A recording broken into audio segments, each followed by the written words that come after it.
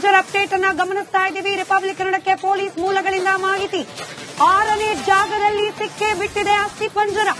ಧರ್ಮಸ್ಥಳದಲ್ಲಿ ಆ ನಿಗೂಢ ವ್ಯಕ್ತಿ ಗುರುತಿಸಿದ್ದ ಜಾಗಗಳ ಪೈಕಿ ಸ್ಪಾಟ್ ನಂಬರ್ 6.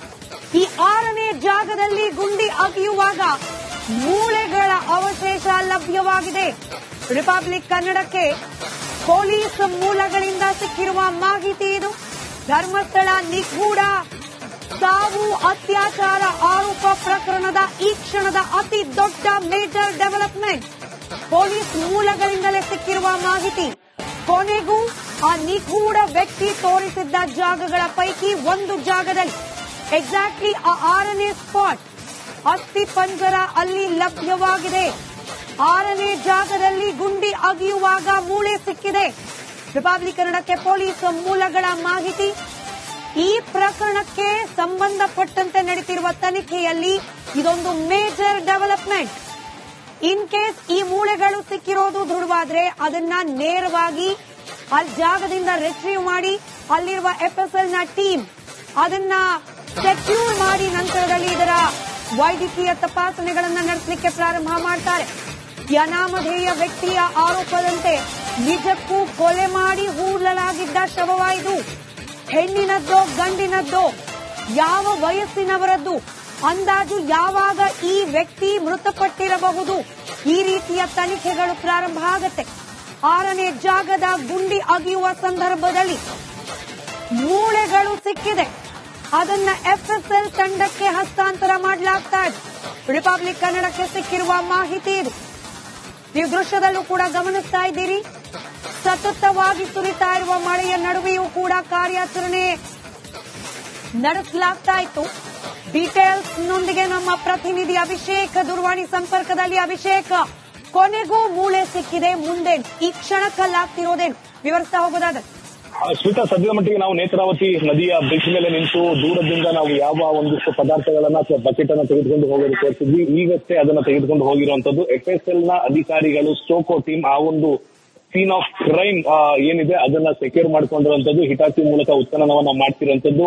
ಅಲ್ಲಿ ಅಸ್ಥಿಪಂಜರದ ಒಂದಿಷ್ಟು ಭಾಗಗಳು ಸಿಕ್ಕಿದೆ ಅಂತ ಈಗ ಮಾಹಿತಿ ಬರ್ತಾ ಇರೋದ್ರಿಂದ ಅದನ್ನ ತುಂಬಾ ನಾಜೂಕಾಗಿ ಸೆಕ್ಯೂರ್ ಮಾಡಿಕೊಳ್ಳಲಾಗುತ್ತೆ. ಆ ಸೆಕ್ಯೂರ್ ಮಾಡಿರೋದನ್ನ ನೇರವಾಗಿ ಎಫ್ಎಸ್ಎಲ್ ನ ತಂಡದ ಅಂದ್ರೆ ವಿಡಿಯೋ ಚಿತ್ರೀಕರಣ ನಡೀತಿರುವಂತಹ ಸಂದರ್ಭದಲ್ಲಿ ಎಫ್ಎಸ್ಎಲ್ ನ ಅಧಿಕಾರಿಗಳು ಸಿಬ್ಬಂದಿ ಅದನ್ನ ತೆಗೆದುಕೊಳ್ತಾರೆ. ಅದಾದ ನಂತರ ಆ ಒಂದು ಅಸ್ಥಿ ಪಂಜರದ ವಯಸ್ಸು ಎಷ್ಟಿರಬಹುದು, ಅದು ಪುರುಷರದ್ದ ಮಹಿಳೆಯದ್ದ, ಒಂದು ವೇಳೆ ಅದನ್ನ ಹೂಳಲಾಗಿದ್ರೆ ಎಷ್ಟು ವರ್ಷಗಳ ಹಿಂದೆ ಹೂಳಲಾಗಿತ್ತು ಅನ್ನೋ ಮಾಹಿತಿ ಕೂಡ ಕಾರ್ಬನ್ ಡೇಟಿಂಗ್ ಅಂತ ಏನ್ ಹೇಳ್ತೀವಿ ಆ ಒಂದು ಕಾರ್ಬನ್ ಡೇಟಿಂಗ್ ಮಾಡಿದಂತ ಸಂದರ್ಭದಲ್ಲಿ ಅಂದಾಜು ಸಿಗುವಂತ ಬಹುತೇಕ ಸಾಧ್ಯತೆ ಇದೆ. ಕೆಲವೊಂದು ನಿದರ್ಶನಗಳಲ್ಲಿ ಎಕ್ಸಾಕ್ಟ್ ಟೈಮ್ ಕೂಡ ಈ ಒಂದು ಸೈಂಟಿಫಿಕ್ ಆಗಿ ಹೇಳುವಂತ ಸಾಧನಗಳು ಹಾಗೂ ಸ್ಟಡಿಗಳು ನಮ್ಮಲ್ಲಿ ಈಗಾಗಲೇ ಟೆಕ್ನಾಲಜಿ ಇರೋದ್ರಿಂದ ಅದನ್ನ ತಿಳ್ಕೋಬೇಕು ಎಷ್ಟು ದಿನಗಳ ಕಾಲ ಆಗುತ್ತೆ ಅನ್ನೋದು ಈಗ ಒಂದು ಫ್ಯಾಕ್ಟರ್ ಚಾಲೆಂಜಿಂಗ್ ಆಗಿರುವಂತದ್ದು.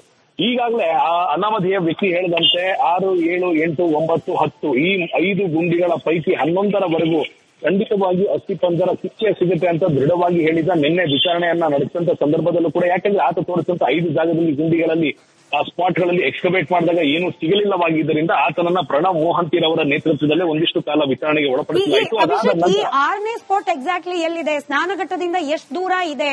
ಜನ ಓಡಾಡೋ ಪ್ರದೇಶನ, ಅರಣ್ಯ ಭಾಗದ ಒಳಗಿರೋ ಪ್ರದೇಶನ? ಇದ್ರ ಬಗ್ಗೆ ಡೀಟೇಲ್ಸ್ ಕೊಡಬಹುದು ಅಭಿಷೇಕ್? ಈಗ ಒಂದು ವೇಳೆ ನನ್ನ ಕ್ಯಾಮೆರಾದ ವಿಜುವಲ್ ಪಂಚ್ ಆಗಿದೆ ಅಂದ್ರೆ ನೇತ್ರಾವತಿ ನದಿಯನ್ನು ತೋರಿಸಿದ್ರೆ ಈ ನೇತ್ರಾವತಿ ನದಿಯ ಪಕ್ಕದಲ್ಲೇ ಇರುವಂತ ಕಾಡಿನ ಪ್ರದೇಶ ನೇರವಾಗಿ ನೇತ್ರಾವತಿ ಸ್ನಾನಘಟ್ಟಕ್ಕೆ ಕನೆಕ್ಟ್ ಆಗುವಂತದ್ದು. ನೇತ್ರಾವತಿ ನದಿಯಿಂದ ನೇತ್ರಾವತಿ ಸ್ನಾನಘಟ್ಟಕ್ಕೆ ಸುಮಾರು 100ರಿಂದ 200 ಮೀಟರ್ ಅಂತರ ಇರುವಂತದ್ದು. ಆ 200 ಮೀಟರ್ ಅಂತರದಲ್ಲಿ ಇರುವಂತ ಕಾಡಿನ ಪ್ರದೇಶ ಇದಾಗಿದೆ. ಯಾವ ಭಾಗದಿಂದ ನೋಡಿದ್ರೂ ಕೂಡ ನೇತ್ರಾವತಿ ನದಿ ಹಾಗೂ ನೇತ್ರಾವತಿ ನದಿ ದಂಡೆಯ ಅಥವಾ ಸ್ನಾನಘಟ್ಟದ ಮಧ್ಯದಲ್ಲಿ ಇರುವಂತ ಕಾಡಿನ ಪ್ರದೇಶವಾಗಿರುವಂತದ್ದು. ಸ್ಪಾಟ್ ನಂಬರ್ 6 ನೇತ್ರಾವತಿ ನದಿಯಿಂದ ಕಾಲ್ನಡಿಗೆಯಲ್ಲೇ ಹೋಗುವಷ್ಟು, ಸುಮಾರು ರಸ್ತೆಯಿಂದ ಹೋಗೋದಾದ್ರೆ 100 ಮೀಟರ್ಗಳ ಒಳಗೆ ಹೋಗಿರುವಂತಹ ಜನ ಅಥವಾ ಒಂದು 200 ಮೀಟರ್ ಒಳಗಡೆ ನಡೆದು ಹೋಗಿರಬಹುದು ಅಧಿಕಾರಿಗಳು. ನದಿಯ ಪಾತ್ರದಿಂದ ನೋಡಿದ್ರೆ ಸುಮಾರು 20ರಿಂದ 30 ಮೀಟರ್ನ ಒಳಗಡೆ ಈ ಉತ್ಖನನ ಕಾರ್ಯ ನಡೀತಾ ಇರುವಂತದ್ದು. 2 ವಿಚಾರಗಳನ್ನ ನಾವು ನೋಡಿದಾಗ, 2ರ ಮಧ್ಯದಲ್ಲಿರುವಂತ ಕಾಡಿನಲ್ಲಿ ದೇಹವನ್ನ ಹೂಳಲಾಗಿದೆ ಅಂತ ಈ ವ್ಯಕ್ತಿ ಆರೋಪ ಮಾಡಿರೋದ್ರಿಂದ ಉತ್ಖನನದ ಕಾರ್ಯ ಈಗ ಮುಂದುವರಿತಾ ಇರುವಂತದ್ದು ಈ ಸದ್ಯ ಮಟ್ಟಿಗೆ ನಾವು ಕೊಡ್ಬೇಕಾಗಿರುವಂತ ಒಂದು ಪ್ರಮುಖ ಅಪ್ಡೇಟ್ ಆಗುತ್ತೆ. ಇದರ ಜೊತೆಗೆ ಡಾಗ್ ಸ್ಕ್ವಾಡ್ ಅನ್ನ ಕೂಡ ಈಗ ಕರೆಸಿರುವಂತದ್ದು. ಆ ಡಾಗ್ ಸ್ಕ್ವಾಡ್ ನ ಮೂಲಕ ಮತ್ತಷ್ಟು ಅಸ್ಥಿಪಂಜರಗಳು ಇರಬಹುದಾ, ಒಂದು ವೇಳೆ ಇದ್ದರೆ ಅದು ಸ್ಲಿಪ್ ಮಾಡಿ ಅಂದ್ರೆ ಮೂಸಿ ಎಲ್ಲಿ ಇರಬಹುದು ಅನ್ನೋ ಒಂದು ಲೊಕೇಶನ್ ಅನ್ನ ತೋರಿಸುವಂತಹ ಸಂದರ್ಭದಲ್ಲೂ ಕೂಡ ಅದನ್ನು ಕೂಡ ಪೊಲೀಸರು ಎಕ್ಸ್ಕವೇಟ್ ಮಾಡುವಂತ ಬಹುತೇಕ ಚಾನ್ಸಸ್ ಅನ್ನ ನಾವು ಇವತ್ತು ನೋಡ್ತಿರುವಂತದ್ದು. ಕಳೆದ 2 ದಿನಗಳಿಂದ ಯಾವುದೇ ರೀತಿಯಾದಂತ ಅಸ್ಥಿಪಂಜರ ಕುರುಹು ಸಿಕ್ಕಿರಲಿಲ್ಲವಾದ್ದರಿಂದ ಒಂದಿಷ್ಟು ನಿರಾಸೆ ಅಧಿಕಾರಿಗಳಿಗೂ ಆಗಿತ್ತು. ಯಾಕೆಂದ್ರೆ ಅಹರ್ನಿಶಿಯಾಗಿ ಈ ಒಂದು ತನಿಖೆಯನ್ನ ಮಾಡ್ತಿರುವಂತ ಪೊಲೀಸರು ಈ ವ್ಯಕ್ತಿಯ ಹೇಳಿಕೆಯನ್ನ ಆಧರಿಸಿ ಇವತ್ತು ಅಸ್ಥಿಪಂಜರ ಮೊದಲನೇದಾಗಿ ಮನುಷ್ಯನದ್ದೇನಾ ಅನ್ನೋದನ್ನ ನೋಡ್ಬೇಕಾಗುತ್ತೆ. ಅದಾದ ನಂತರ ಒಂದು ವೇಳೆ ಮನುಷ್ಯನದ್ದೇ ಆಗಿದ್ರೆ ನಾನು ಈಗಾಗಲೇ ಹೇಳಿದಂತೆ ಸ್ಮಿತಾ, ಎಷ್ಟು ವರ್ಷಗಳ ಮೃತದೇಹವಾಗಿತ್ತು ಅಥವಾ ಆ ಮೂಳೆಯ ವಯಸ್ಸೆಷ್ಟಾಗಿರ್ಬೋದು, ಅದನ್ನ ಯಾವಾಗ ಹೂಳಲಾಗಿತ್ತು, ನಿಖರವಾದ ರೀಸನ್ ಆಫ್ ಡೆತ್ ಗೊತ್ತಾಗದೇ ಇದ್ರು ಕೂಡ ಎಷ್ಟು ವರ್ಷಗಳ ಹಿಂದೆ ಸಾವನ್ನಪ್ಪಿದ್ರು ಅನ್ನೋದು ಗೊತ್ತಾಗುತ್ತೆ. ಸೊ ಈ ಸದ್ಯದ ಮಟ್ಟಿಗೆ ಗುಂಡಿ ನಂಬರ್ 6 ಅಥವಾ ಸ್ಪಾಟ್ ನಂಬರ್ 6ರಲ್ಲಿ ಅಸ್ಥಿಪಂಜರದ ಒಂದಿಷ್ಟು ಭಾಗಗಳು ಮಾತ್ರ ಸಿಕ್ಕಿದೆ. ಇದಾದ ನಂತರ ಯಾವ ರೀತಿ ಮುಂದುವರಿಯುತ್ತೆ, 7, 8, 9, 10 ಇವತ್ತೇ ತೆಗಿತಾರ ಅಥವಾ 6ನೇ ಗುಂಡಿಯಲ್ಲೇ ಮತ್ತಷ್ಟು ಡೀಪ್ ಹೋಗಿ ಅಲ್ಲೇ ಪರಿಶೀಲನೆ ಮಾಡ್ತಾರ ಅಥವಾ ಸುತ್ತಮುತ್ತ ಏರಿಯಾವನ್ನ ಮತ್ತಷ್ಟು ಎಕ್ಸ್ಕವೇಟ್ ಮಾಡ್ತಾರ ಅನ್ನೋದನ್ನ ಕಾದ್ ನೋಡ್ಬೇಕಾಗಿರುವಂತದ್ದು Smita. Right, as of now thank you Abhishek. ಮತ್ತೆ ನಿಮ್ಮನ್ನ ಮತ್ತಷ್ಟು ಅಪ್ಡೇಟ್ಸ್ ಗಾಗಿ ಸಂಪರ್ಕ ಮಾಡ್ತೀನಿ. 6ನೇ ಜಾಗದಲ್ಲಿ ಸಿಕ್ಕೇ ಬಿಟ್ಟಿದೆ ಮೂಳೆ. ಈಗಿರುವ ಮೊದಲ ಪ್ರಶ್ನೆ, ಅದು ಮಾನವನದ್ದೇನಾ ಅಥವಾ ಯಾವುದಾದ್ರೂ ಪ್ರಾಣಿಯದ್ದ? ಇದರ ಪ್ರಾಥಮಿಕ ತನಿಖೆಯನ್ನ ಮಾಡ್ತಾರೆ ಅಲ್ಲಿರುವ FSL ತಂಡದವರು. ಅದಾದ ನಂತರದಲ್ಲಿ ಹೆಣ್ಣಿನದ್ದ ಗಂಡಿನದ್ದ, ಇನ್ ಕೇಸ್ ಆ ಮೂಳೆ ಮನುಷ್ಯರಿಗೆ ಸಂಬಂಧಪಟ್ಟದ್ದಾದ್ರೆ ಹೆಣ್ಣಿನದ್ದ ಗಂಡಿನದ್ದ, ಅಂದಾಜು ಯಾವ ವಯಸ್ಸು, ಅಂದಾಜು ಯಾವಾಗ ಮೃತಪಟ್ಟಿರಬಹುದು, ಹೀಗೆ ಸಾಲು ಸಾಲು ಪ್ರಶ್ನೆಗಳಿಗೆ ಉತ್ತರವನ್ನ ಕಂಡುಹಿಡಿಯುವ ಪ್ರಯತ್ನ. ಧರ್ಮಸ್ಥಳದ 6ನೇ ಜಾಗದಲ್ಲಿ ಎಲುಬುಗಳು ಸಿಕ್ಕಿರುವ ಮಾಹಿತಿ, ಮೂಳೆಗಳು ಸಿಕ್ಕಿರುವ ಬಗ್ಗೆ SIT ಮೂಲಗಳಿಂದ ಮಾಹಿತಿ ಲಭ್ಯವಾಗ್ತಾ ಇದೆ. ಧರ್ಮಸ್ಥಳದ 6ನೇ ಸ್ಪಾಟ್, ಈ ಅನಾಮಧೇಯ ವ್ಯಕ್ತಿ ಗುರುತಿಸಿದ್ದ 13 ಸ್ಪಾಟ್ಗಳ ಪೈಕಿ 6ನೇ ನಂಬರ್ನ ಜಾಗದಲ್ಲಿ ಮೂಳೆಗಳು ಸಿಕ್ಕಿವೆ. ಇದೀಗ ಅದನ್ನ ಆ ಜಾಗದಿಂದ ತೆಗೆದು FSL ತಂಡಕ್ಕೆ ಹಸ್ತಾಂತರವನ್ನ ಮಾಡಲಾಗುತ್ತೆ. ಇದಾದ ಮೇಲೂ ಕೂಡ ತನಿಖೆಯ ಪ್ರಾಸೆಸ್, ಇದಾದ ಮೇಲೂ ಕೂಡ ತನಿಖೆ ಬಹಳಷ್ಟು ಮಹತ್ವವಾದ ಘಟ್ಟಗಳನ್ನ ದಾಟಿ ಹೋಗಬೇಕಾಗಿದೆ. ಈ ಮೂಳೆ ಯಾವ ಜಾಗದಲ್ಲಿ ಸಿಕ್ಕಿದೆ ಅಲ್ಲೇ ಮತ್ತೊಂದಷ್ಟು ಭೂಮಿಯನ್ನ ಅಗೆದು ಇನ್ನಷ್ಟು ಮೂಳೆಗಳು ಸಿಗುವ ಸಾಧ್ಯತೆ ಇದೆಯಾ ಅನ್ನೋದರ ತನಿಖೆ ಕೂಡ ನಡೆಯುತ್ತೆ. ಹೀಗಾಗಿ ಅದೇ 6ನೇ ಸ್ಪಾಟ್ನಲ್ಲೇನೆ ಇನ್ನಷ್ಟು ಭೂಮಿ ಅಗೆಯುವ ಕಾರ್ಯ ಮಾಡುವ ಸಾಧ್ಯತೆ ಇದೆ. ರಿಪಬ್ಲಿಕ್ ಕನ್ನಡದ 2 ಕ್ಯಾಮೆರಾಗಳ ದೃಶ್ಯದಲ್ಲಿ ನೀವು ಗಮನಿಸ್ತಾ ಇದ್ದೀರಿ. ನೇತ್ರಾವತಿ ಸ್ನಾನಘಟ್ಟದ ಬಳಿ ಇರುವ ಅರಣ್ಯ ಪ್ರದೇಶ, SIT ಟೀಮ್ ಮಗದಷ್ಟು ಅಧಿಕಾರಿಗಳು ಜಾಗ್ರತೆ ಹೋಗ್ತಾ ಇರೋದು.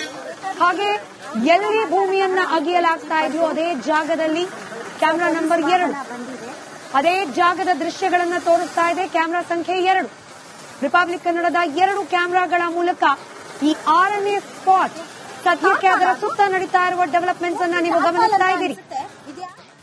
ಮಹತ್ವದ ಘಟ್ಟವನ್ನ ತಲುಪಿದೆ ಇದೀಗ ಈ ತಲೆಬುರುಡೆ ರಹಸ್ಯದ ಕಾರ್ಯ. ಕ್ಯಾಮೆರಾ ನಂಬರ್ 1 SIT ತಂಡಕ್ಕೆ ಸಂಬಂಧಪಟ್ಟ ವಾಹನ, ಆ ವಾಹನದಲ್ಲಿರ್ತಕ್ಕಂಥ ಕೆಲ ವಸ್ತುಗಳು ಕೂಡ ಇದೀಗ ಕುತೂಹಲಕ್ಕೆ ಕಾರಣವಾಗ್ತಾ ಇರೋದು.